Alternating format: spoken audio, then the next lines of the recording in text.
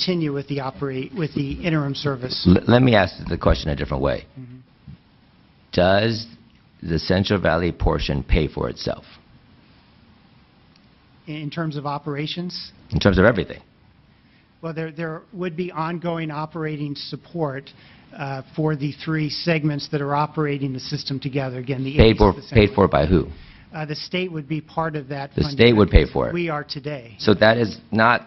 So what was in the ballot argument is not true. The users of the system pay for the system. You're telling me now that the state's going to have to offset some of the costs?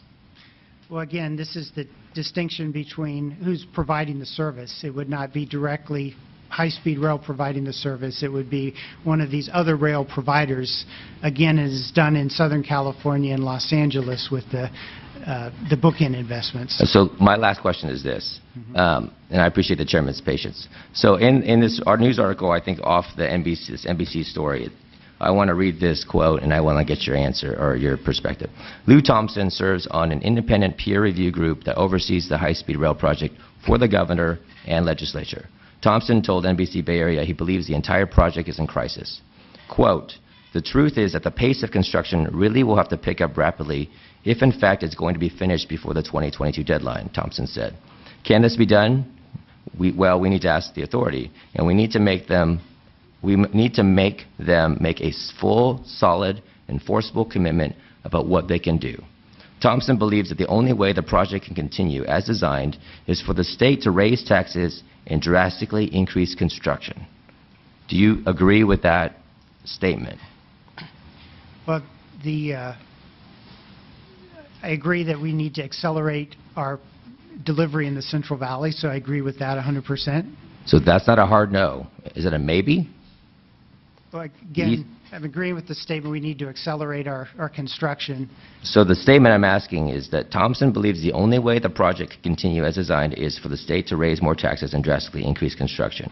Right. Is that something that the authority and the administration is considering? Again, not on the, we're looking at the money we have and delivering a high-speed rail segment with the money we have and foresee to have in the future. We're not looking at increasing taxes or anything like that. The idea is to get the delivery done, get the high-speed rail trains up and operating, and then, yes, I believe, look for that federal partnership to resume. Sure. That would include additional funding in the future as well. So I'll just end with this statement.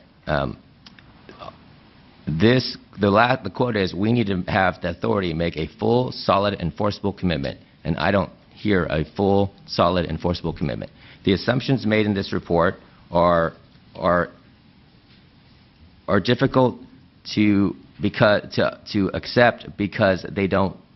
The report isn't in reality, right? So the costs are going to be higher. The margins you have no margin. The cap-and-trade funding goes down over time if cap-and-trade is going to succeed, and that has been accepted by everyone, even those who design cap-and-trade.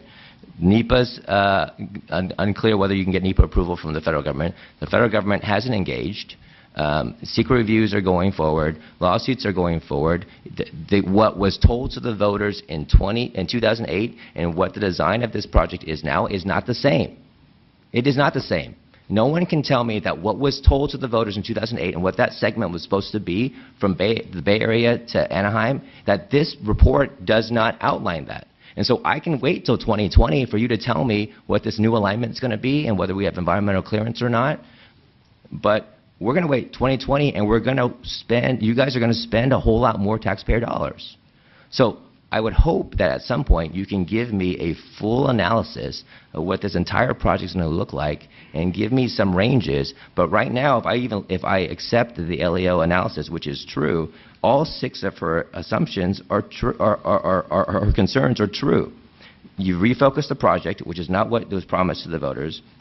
Actual costs can be higher. They will be higher. We have a 70% chance of success and a 30% chance of failure.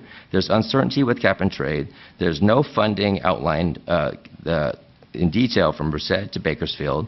And the legislature now has to reassess this project at a time when you're not giving us any information until next year. And so this is really troubling to me. And at this point in time, this project's got to stop. And if you want to see, Assemblyman Rivas, what it's going to look like to your community, I would suggest that you talk to Assemblyman Patterson, because that's what's happening in Fresno right now.